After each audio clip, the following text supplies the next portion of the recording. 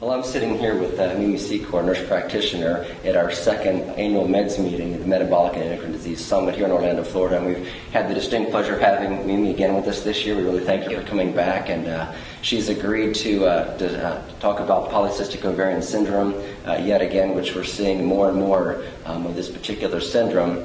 And the impact of the syndrome is that with the cardiovascular-related factors and hypertension, infertility, risk of diabetes, all these factors that we have, right. It's just great to have a lecture that we can really bring to the folks so we can kind of tie it in with our other endocrine diseases that we're talking about. What key point or key points do you think are really important to really relay to the audience? Well, I think, Scott, one of the big issues is what you talked about. The cardiometabolic risks associated with PCOS are something that clinicians don't fully appreciate always. You know, the hypertension, the diabetes risk, even the risk of uterine cancer may not be fully appreciated, and I'll be talking about how clinicians can really hone in on that risk.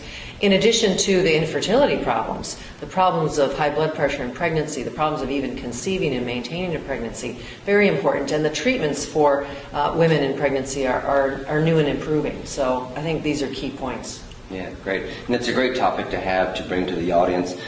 Do you think that polycystic ovarian syndrome is missed quite a bit? Do you think it's just it's a conglomeration of different signs and symptoms, etc. Right. But do you think it's overlooked a lot or just dismissed? I think it is often dismissed and overlooked. And when I talk this afternoon about it, I'm going to speak about making the clinical diagnosis based on the presentation of the patient. I think a lot of times clinicians think, well, if a patient's having a period, every few months, that's probably okay. And it may not be. So I think we're really needing to educate our clinicians on what's okay, what's not okay, and where are the risks linked to in terms of the manifestation of the clinical symptoms, because you can often make that link. Right.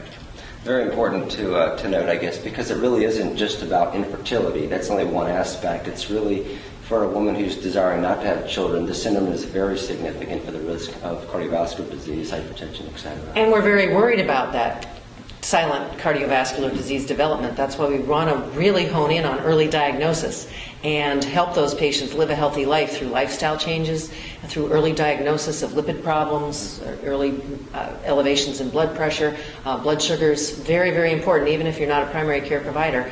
All kinds of providers really need to make the diagnosis early and implement a lot of preventative strategies with their patients, which, as you know, are not easy. The lifestyle changes are very challenging. Yeah, well, fully agreed, and again, glad to have you here this year. Thank you, Scott.